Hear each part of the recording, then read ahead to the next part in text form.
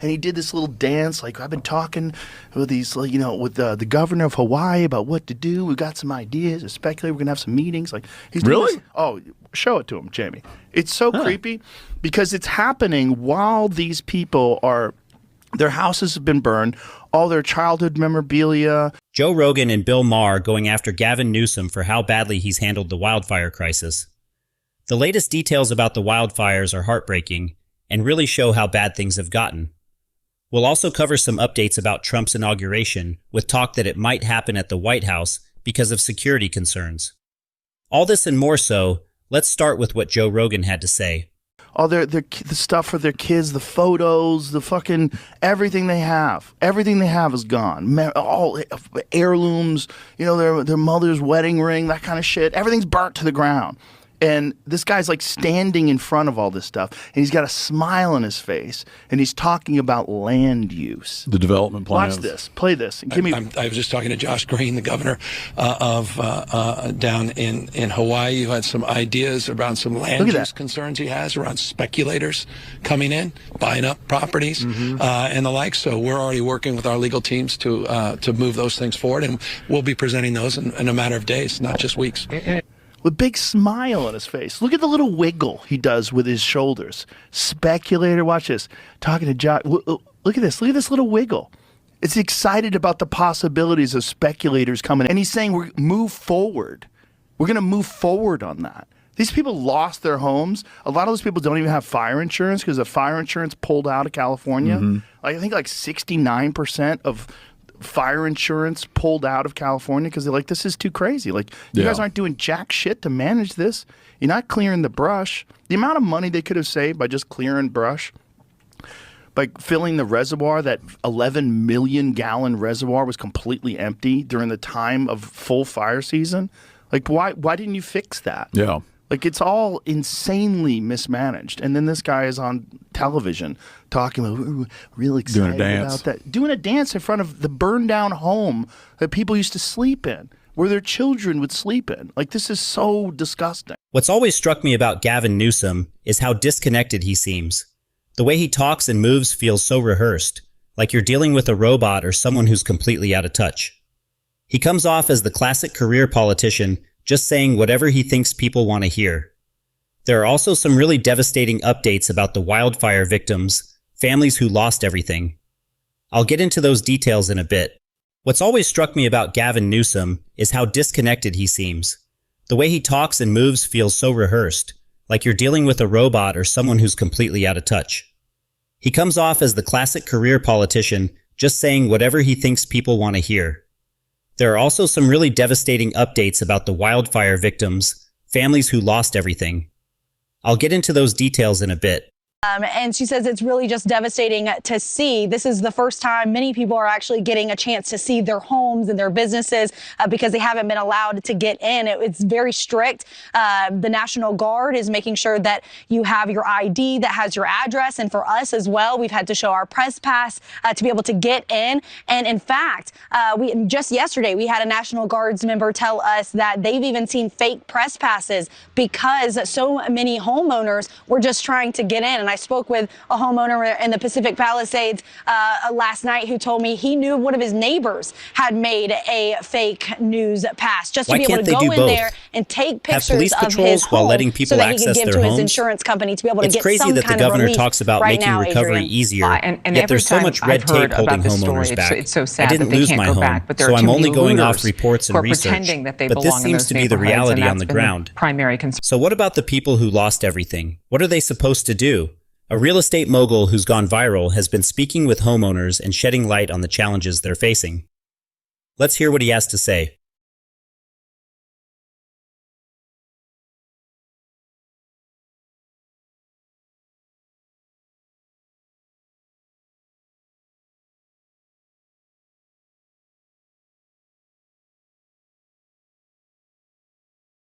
What's the vibe like? Obviously, you've said you've had friends that have lost homes in the Palisades. What's the vibe like? Do they want to move back to the Palisades? Are they considering moving elsewhere? Do they? Yeah, so that's a great question. Look, this is hard to say. I strongly believe that 50% of the people who lived in the Palisades are not going to be moving back to the Palisades. Why? Yeah, and honestly, that number wasn't as big last week in my mind, but after the phone calls that I've been getting, people who are moving to Brentwood, Santa Monica, Bel Air, Beverly Hills, those are going to be the markets that are going to go up because people want to be as close to normalcy as possible. Yeah. And those are those towns right around the Palisades. Yeah. Those are going to go up, that market. That's where they're going to move. It's going to be too long. You got to realize Palisades is the all-American town, right? Yeah. The families are running around. It's like what you picture towns in movies that we used to watch. Yeah. These kids that are 5 years old right now that live in the Palisades and go to school, there's a chance that if things don't move fast, it could be 4 to 5 years before they're back there. These kids are now 10. They're going to different schools, right, different lives now, you know, so it's tough. To put it simply, at least half of these people won't be coming back. Many are planning to sell what's left of their land or homes and move on, whether that's to Orange County, another part of Los Angeles, or even out of state. Most of these are older folks, not young people. Bill Maher has finally spoken up about the wildfires, slamming Karen Bass and the Democrats for their woke policies. While he's still likely to vote for Kamala Harris again, his comments show just how frustrated even some Democrats are with the situation. Check this out. Axios ran a story on how getting the water out of the hydrants in Pacific Palisades was more complicated than it seems. I'm sure it is. I'm sure it's very complicated. That's why I pay 13% of my income in this state every year to people who I assumed were working on things like this. When asked why so many of the hydrants in the Palisades ran out of water, Governor Newsom said the local folks are trying to figure that out. Yeah, you got to do that before the fire. Exposed power lines keep causing fires and keep not getting buried underground because it's expensive. I've heard people say, do you want to pay more taxes to fund this? No. I want you to use the exorbitant taxes you already collect to prioritize it. California is the place that spends money and gets nothing, which is why you may have noticed when the fires broke out, no one escaped by high-speed rail. When asked how to restore California to greatness, the answer was blunt: let it fail.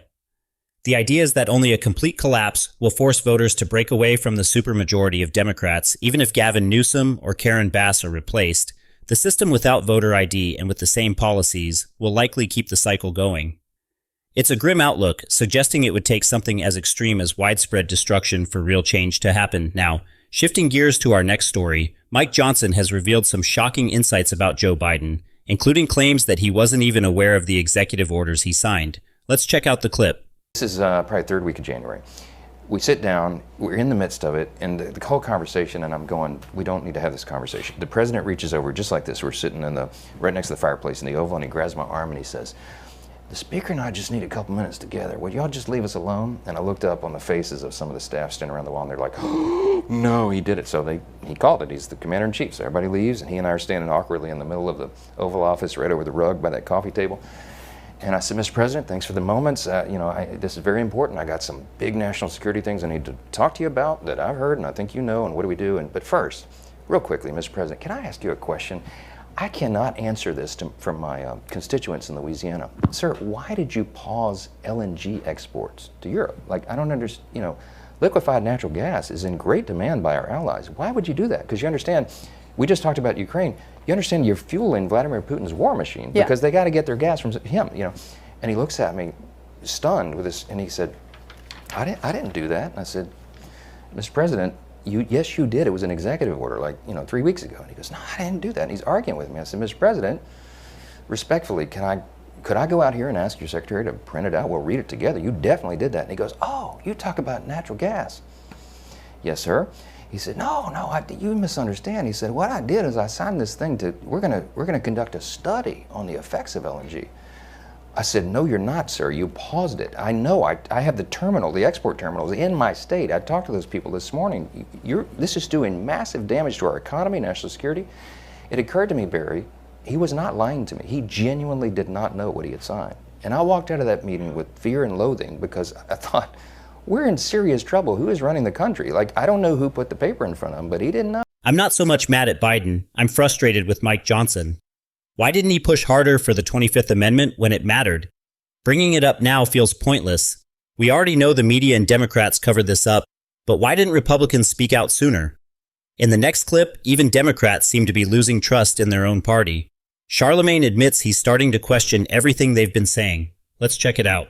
Tuck is like, this guy's dangerous. He's a threat to democracy. He's a fascist. He's flirting with Hitler. That's the fake shit. Yeah, but that's too much. I'm agreeing. Like, that rhetoric is too much. I'm agreeing with you. And now I think what they have to realize is, Listen, I'm with you, Chris. I'm not going to sit here and act like I didn't call Donald Trump. I'm not changing my energy for what it's worth. Democrats, Chris Morrow's not changing his energy. I'm with you. Listen, if I'm the last one on this fucking I never called Donald Trump a fascist based off anything I heard from Democrats. I said that because of things I heard come out of Donald Trump's mouth, right?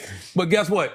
I don't even know if I believe it anymore. And you know Talk that shit! But only because of how they're acting. I'm like, well, goddamn, maybe it ain't that much of a threat. Exactly. You know what I'm saying? They lied to you. And by the way, that don't change my vote. I would have still voted for the vice president. Right. But it's just like...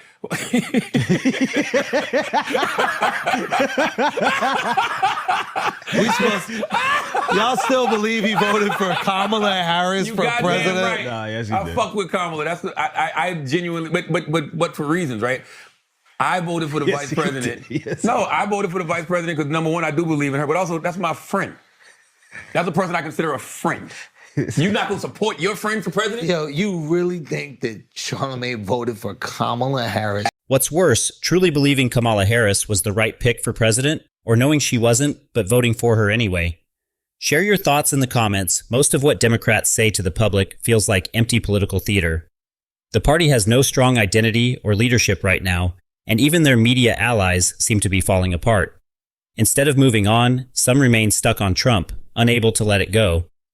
Up next, Don Lemon takes a shot at Trump over the story about moving his inauguration indoors, supposedly because of a small crowd. Let's take a look.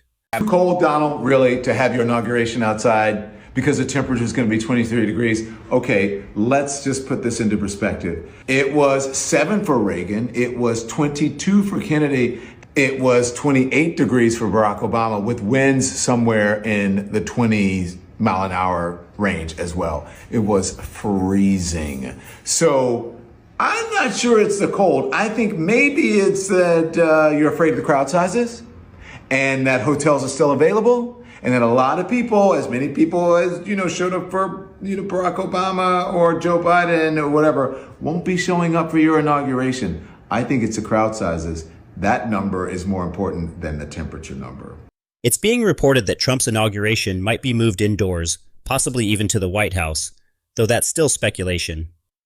The shift seems to be due to major security concerns, including local police departments refusing to assist with securing the event.